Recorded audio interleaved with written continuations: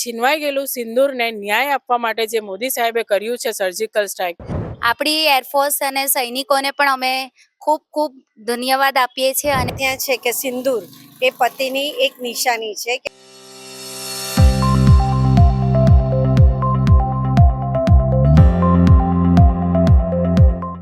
Operation સિંદૂર નામથી air force દ્વારા જે કાર્યવાહી કરવામાં આવી છે, આપણે લોકો સાથે સીધા વાત કરીશું કે આ બાબતે તેઓનું શું કહેવું છે. આપણી સાથે ઘણી બહેનો જોડાઈ છે. ખૂબ નિંદનીય ઘટના હતી, પણ અત્યારે ભારત દ્વારા તેનો વળતો જવાબ આપવામાં આવ્યો છે. આપણું શું કહેવું? જે બરાબર એકદમ આપણા લોકો આટલા જે મરી ગયા છે તેને અગ્નિદાહ આપ્યો પછી પણ જો આ રીતનું થતું હોય તો ખોટું જ છે ને. એને માટે આપણે પગલાં લેવા જ જોઈએ ને નરેન્દ્ર મોદીએ બરાબર જ પગલાં લીધા છે.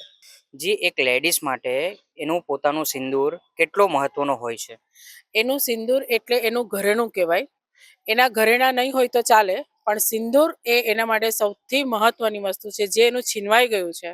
અને એ છીનવાઈ ગયેલું સિંદૂરને ન્યાય આપવા માટે જે મોદી સાહેબે કર્યું છે સર્જિકલ સ્ટ્રાઇક, એ સૌથી સરાહનીય વાત છે.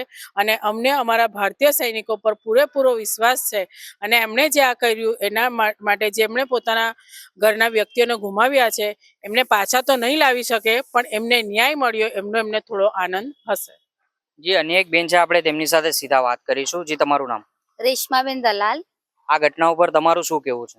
મારું એ જ કહેવું છે કે આજે જે કાશ્મીરમાં બનાવ બન્યો તે ખરેખર બહુ જ દુઃખદન્ય હતું. કારણ કે એમાં ઘણી બધી સ્ત્રીઓએ પોતાના હસબન્ડોને ગુમાવ્યા છે.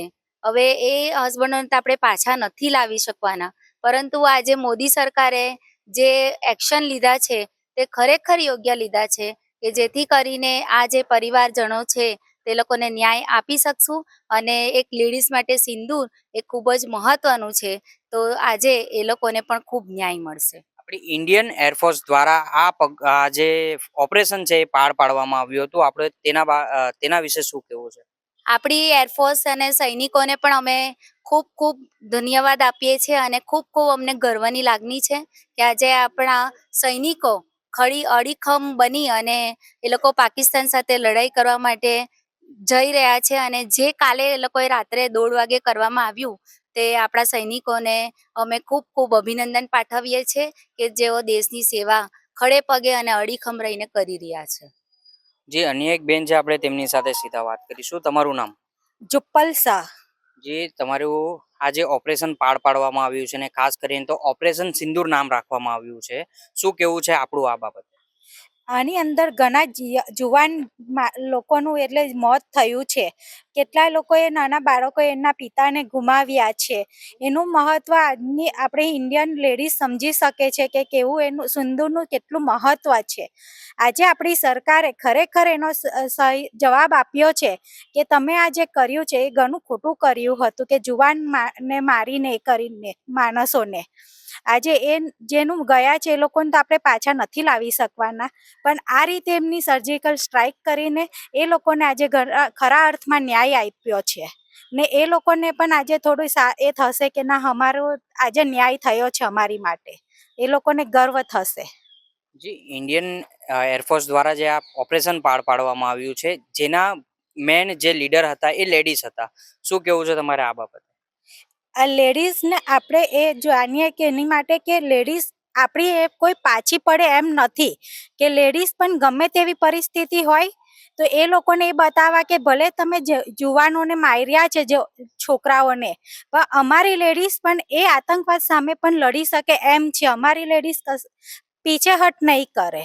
એ માટે લેડીઝને આગળ વધારે સિંદૂરનો એ કારણે અર્થ આપ્યો છે સિંદૂરનો ને એના એટલે એની માટે લડાઈની અંદર લેડીઝને આગળ રાખ્યા છે. આપણું સનાતન ધર્મમાં આપણે ત્યાં છે કે સિંદૂર એ પતિની એક નિશાની છે કે પોતાના પતિ માટે દરેક સ્ત્રી ચાંદલો અને સિંદૂર કરે છે.